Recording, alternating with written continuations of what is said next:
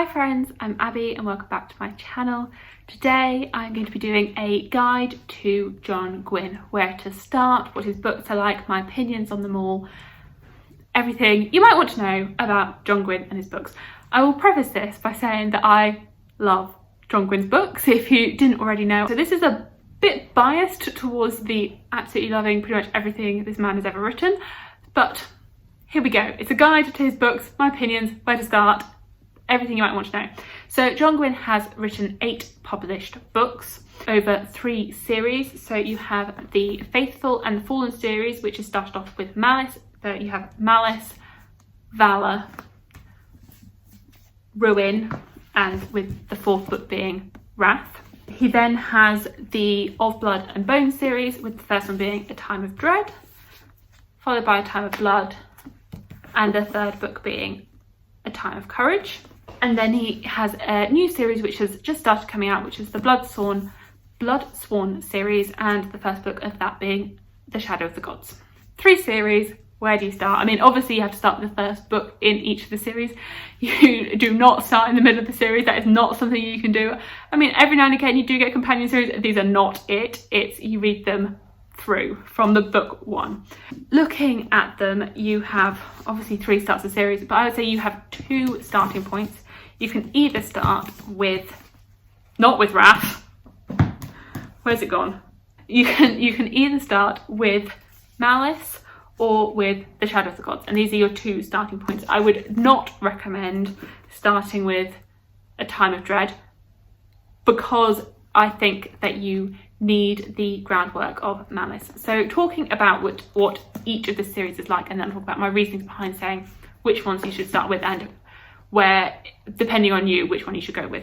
So Malice is the first book in the Banished Lands, and in this book you are following many perspectives. There's a lot of perspectives in here, which is a little bit daunting when you first start, but it's so worth it. So you have our main character, I guess would be Corbin. He is the farm boy. He is the some might call the chosen one. So you have him as the main character. You also follow his sister Cywin, and you see them and their lives as they grow and as they get older, and they, like, Corbin starts to train to become a warrior. You are also following Veridis, who is the prince's guard over on another side of the kingdom, or multiple kingdoms, another side of the world. You are following Castell, who is fighting giants in this. So you have various perspectives all over the place, and so it sometimes does feel as though you've got so many perspectives. And the overall plot of this is, I guess, a good versus evil. There's a prophecy that states that there were 2 gods. You have Astaroth and Elion, and Astaroth being the god of evil and Elion being the god of good, and you have their pawns upon the earth. And so the prophecy is saying that one day there will be this bright star that rises up and tackles the darkness, who is embodied by the black sun. And so throughout this you're trying to figure out who is who's good, who is bad, who falls where. You have giants, you have warring battles, and the action in this is intense. So that's where it starts, and it goes from there. And the thing is, you think that it has so many of these fantasy tropes, which you know and you love. You know what the farm boy is, you know what the mental trope is, you know what the prophecy trope is, but somehow they're done so well, and you think you're going one way, and then suddenly you're like, oh no, things have changed perspective, we're going off over here now. So that is Malice. Of Blood and Bone is not a spin-off, a continuation from that series. So this is set 130 years after the end of The Faithful and the Fallen. This is why I'd recommend not starting here, because I feel as though it really warrants to have those 4 books under your belt, and so that you understand not necessarily the world, but you understand what you're getting into when you read this. And I feel as though if you read this, then it definitely does spoil the ending for Faithful and the Fallen, and why would you want to spoil the ending for that series when it's so good? So this, you don't necessarily have the repercussions of that series, but you have the repercussions 130 years later, and what the world looks like after the events of those books. And so that's really, really interesting, and seeing how the world has changed and developed and where it is now. And in this, there are less perspectives in this compared to in The Faithful and the Fallen. In this, you just have 4 perspectives. So you're following Sig, who is a giant, and she is fighting across the land, fighting evil. You follow Drem and his father, and they are, I guess they just want to be left alone. So they are like hunters, and they've gone off into like the north part of the world, the desolation as it's called, where there aren't really that many people and they just want to be left alone. You are following Riv, who is she's learning to fight, and you follow Bleda as well, and he's originally from these like clans that ride horses, and he has been taken to live in another part of the world for political situations. Trying to keep this as very vague as possible. So I really, really liked this. Again, I really fell for these characters. I do not recommend it as a starting point. I definitely say you have to get through, not like you have to get through it, you have to enjoy and love The Faith and the Fallen first, and then you can read this. And they are very different. Like, you do have, obviously it's the same world and the same setting, but this is I guess smaller in scope because you only have 4 perspectives compared to the many, many, many perspectives that you have in here. So there is that difference that you do, I guess, have more time with these characters because you have less perspectives. So if you're wanting a comparison between the two. And then you have The Shadow of the Gods, which is John Gwynne's latest publication and came out just a few weeks ago at the beginning of May. And yet again, this is an amazing start to a trilogy. I think it's going to be a trilogy. This is planned for this world, and in this you have 3 perspectives. This one is a Norse-inspired world. So you have the Vikings, you have them on their ships, and you have these 3 perspectives. So you have Orca, who is, she is raising her family, she has her husband, she has her son, and you are following them. You follow Varg, who used to be a slave, and him coming out of being a slave and like the repercussions of that and what his life is like now, and he wants to take revenge for his sister's murder, but he has also starting to find friends and like find his position in the world and like where he should be going from here, because he has these warring desires between his revenge and actually living his life. And then the third perspective is Elvar, and she is a noblewoman who is off to sort of seek her position and her standing in the world as a warrior, and so she is part of this war band. And so you follow all 3 of these perspectives. I really enjoyed them all. Like, I really enjoyed being in all of their heads and perspectives, so I would strongly recommend that. It was also a really interesting look at, I didn't know much about Norse mythology, so it was really interesting like getting to grips with that and like learning about it as a whole and being thrown into that world. So which one should you start with? Which one is the route to go on? Where should you start? I don't know. Like, Malice is John Gwynne's first published book. It was his first ever work that he has written, whereas Shadow of the Gods is his 8th published book.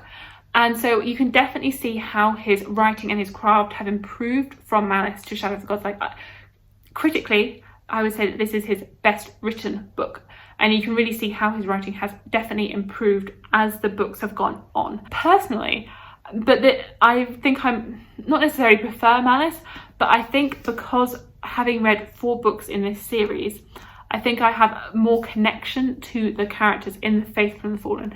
And I think that maybe because I've read so many books in this world, that I have this such like attachment to them and to these characters, as opposed to The Bloodsworn, which I haven't quite got the same attachment to yet because I've only read this first novel in this world.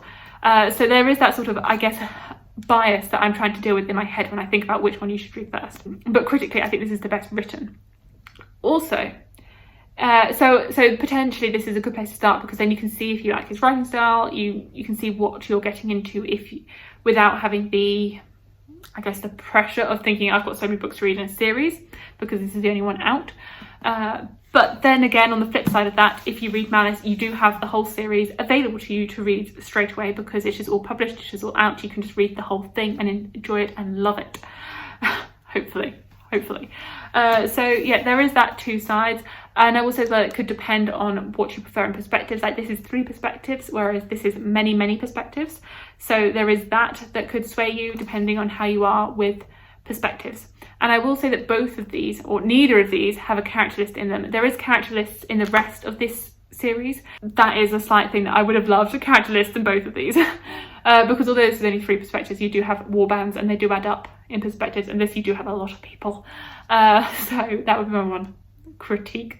It's not really a critique of the writing, it's more of just a critique of wanting a character list. So as well, it might depend on what your historical preferences are. This is like Viking inspired, whereas this is more Celtic inspired, and I guess takes inspiration from quite a few of the histories. So you have the Celts, you have the Romans, you do have the Vikings, I'd say, but you have influences from all over Europe from, I don't know what period of history this is, a very long time ago. So you have all of those influences included in here, whereas this is very much focused on the Norse Icelandic sagas, so that might influence you either way. And I will say as well that there are similar themes that you can see throughout John Gwynne's books. So there are themes of family. You can see the different families in here, and like you can see that influence throughout the books. There are the battle scenes. John Gwynne is an expert at writing battle scenes, and so throughout all his books there are excellent battle scenes that you see, and they are so gripping and addictive, and you're like, I just need to keep reading because I need to find out who's going to live and who to die. And speaking of that, he is not afraid to kill off characters. Like, I am scared for some of the characters in here because I know what happens to the characters in here, and I have been very emotionally punched by John Gwynne in many of his books because some of my favourite characters have died, and he is not scared to kill the characters off. So do grow attached to characters, because I mean he's very good at making you get attached to characters, and then suddenly you're like, oh, what's happened here? No, what have you done?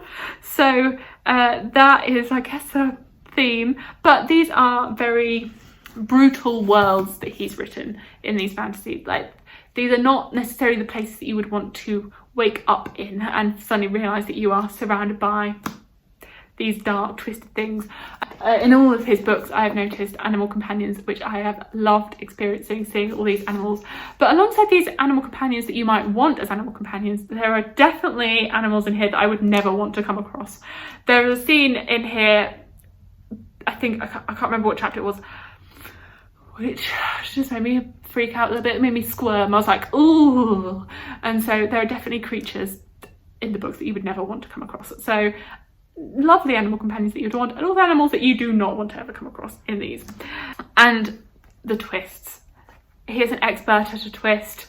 An expert. I said it with like the tropes, he twists them and suddenly you're like, but the twist at the ends of his books as well, you're like, I mean, everyone talks about the Sanderlanche, but I feel as though there's a Gwynne-lanche as well, because the endings of his books are always so climactic.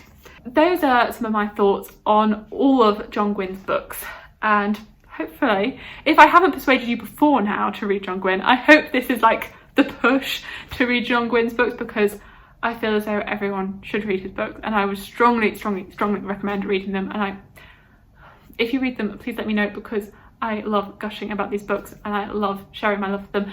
I actually have done a few discussion videos with some lovely other booktubers already, where we have talked about The Faithful and the Fallen. So we have a Malice discussion, which is up on Philip Chase's channel, so that's up there if you want to see it. We have a Valor discussion, which is up on Alan from the Library of Alexandria's channel. We have a Ruin discussion, which is up on my channel, and we have a discussion of Wrath, which is up on Petrick's channel, where John Gwynne actually joined us, which was very exciting. So if you want to hear all of our thoughts on this series, then definitely go and check those videos out. And we are planning on doing more discussion videos for the Of Blood and Bone series if you're interested in that, and doing that over the summer. And I will be doing a discussion of Shadow of the Gods over on Alan's channel. This is the shelf space book for May, so we are discussing this at the end of May, beginning of June. So there will be a discussion of this up very soon, date TBC. I feel like there is so much to discuss and pick apart with all of his books, because there's just so much going on and so much fantasy and so much action. Please go away and read them. Please read them. Please read them. And I hope that's given you some advice on where to start if you haven't started them already. And thank you so much for watching. Please like, comment and subscribe, and I will see you in my future videos. Bye!